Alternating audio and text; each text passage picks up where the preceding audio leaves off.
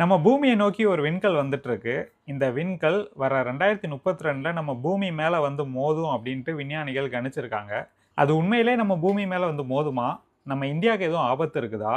இந்த tick tick tick படத்துல வர மாரி அத தடுக்கிறதுக்கு எதுவும் வழிகள் இருக்குதா?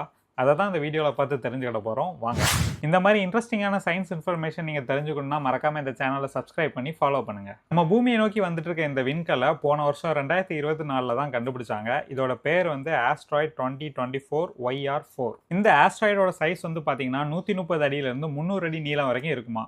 கிட்டத்தட்ட நம்ம கன்னியாகுமரியில இருக்கக்கூடிய திருவள்ளுவர் சிலையோட கொஞ்சம் பெருசாவே இந்த விண்கல் இருக்கும். இந்த மாதிரி சைஸ் ஆஸ்ட்ராய்டு நம்ம பூமியில வந்து விழுந்ததுன்னா கண்டிப்பா ஒரு நகரத்தையே அதால காலி பண்ண முடியும். அதனால தான் இந்த ஆஸ்ட்ராய்டு வந்து சிட்டி கில்லர் ஆஸ்ட்ராய்டு அப்படின்னு சொல்றாங்க. இந்த விண்கல் நம்மளோட வளிமண்டலத்துக்குள்ள நுழையும் போதே வெடிச்சு சிதறலாம். அதோட இம்பாக்ட் வந்து கடல்ல வந்து சுனாமியை ஏற்படுத்தலாம். அதுக்கப்புறம் இங்க இருக்கக்கூடிய கட்டடங்கள் எல்லாமே அதோட அதிர்வுல வந்து பாதிப்புக்குள்ளாகும். அதிகமா மக்கள் தொகை இருக்கக்கூடிய இடத்துல அது விழுந்துச்சுன்னா கண்டிப்பா ஒரு பெரிய பாதிப்பை உருவாக்கும். இந்த விண்கல் எங்க விழும் அப்படிங்கிறத இப்ப நம்மளால கணிக்கவே முடியாது. ஏன் அப்படின்னா இப்ப இருந்து 2028 வரைக்கும் இந்த விண்கல் நமக்கு கிளியரா தெரியாத ஒரு இடத்துல இருக்கு. 2028க்கு அப்புறம் தான் எக்ஸாக்டா அது எங்க விழப்போகுது அப்படிங்கிறத விஞ்ஞானிகளால கண்டுபிடிக்க முடியும். இந்த விண்கல் நம்ம பூமி மேல வந்து மோதுறதுக்கான வாய்ப்பு 2.6% இருந்து 3.1% இன்க்ரீஸ் ஆயிருக்கு. ஏன்னா இந்த விண்கல் நம்மளை விட ரொம்ப தூரத்துல இருக்கிறதுனால மோதுறதுக்கான ப்ராபபிலிட்டி வந்து பாத்தீங்கன்னா கொஞ்சம் இன்க்ரீஸ் ஆகும். அதுக்கப்புறம் லாஸ்ட்ல ஜீரோல கூட முடியறதுக்கு வாய்ப்பு இருக்கு. இஃப் சப்போஸ் 2028ல இந்த விண்கல் நம்ம பூமி மேலதான் வந்து விழப்போகுது அப்படிங்கிறது உறுதியாச்சுன்னா